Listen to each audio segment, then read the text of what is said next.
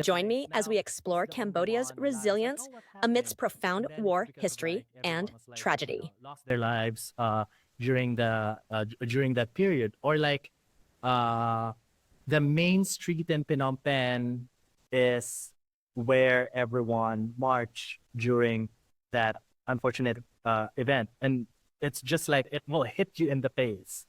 Or like stories like we were at the minister's house, and then she was just like, I was like, oh my god, tell me about your family in the wall. And she's like, so I lost this sister in Vietnam, I lost this, I lost this. So really it's like living, like having that after effects. It's like you get to hear secondhand like the story that, oh, like yeah, but then they're all just like really humble about it, uh like really open about it, which is you get to appreciate, because they'll be like, yeah, I came from a refugee camp in Bangkok, in Thailand, in the border. I came from a refugee camp. Like I had to stay somewhere, and then but now you see them, they're very successful, you know. So it's like it's very really inspirational, like seeing how not just them, but then how their family went from that period in time to where they are now. I don't think most people realize how much war this era. Like people all know about American war or Vietnam, but they forget it. 20 years to that they fought the France.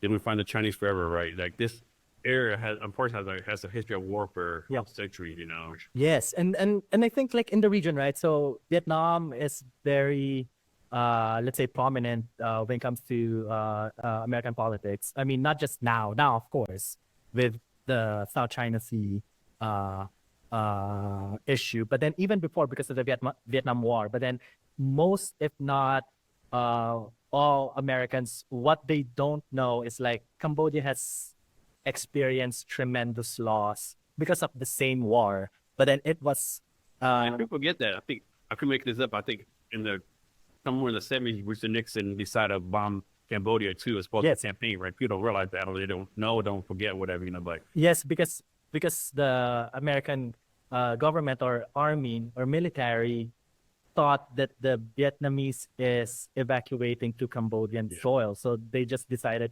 and correct my history if I'm wrong, but then they decided to bomb the Cambodia as a country as well. As a matter of fact, there are still right now a lot of let's say initiatives, organizations that are debombing the country.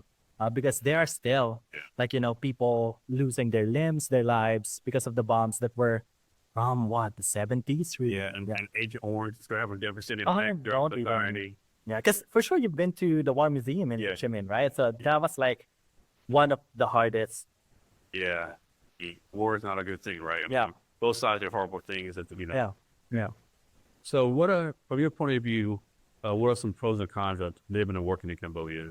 Uh, the pro definitely was, as an expat, we came in the perfect time, or in the country needed, you know, highly skilled employees or workers, and we were there to fill that space.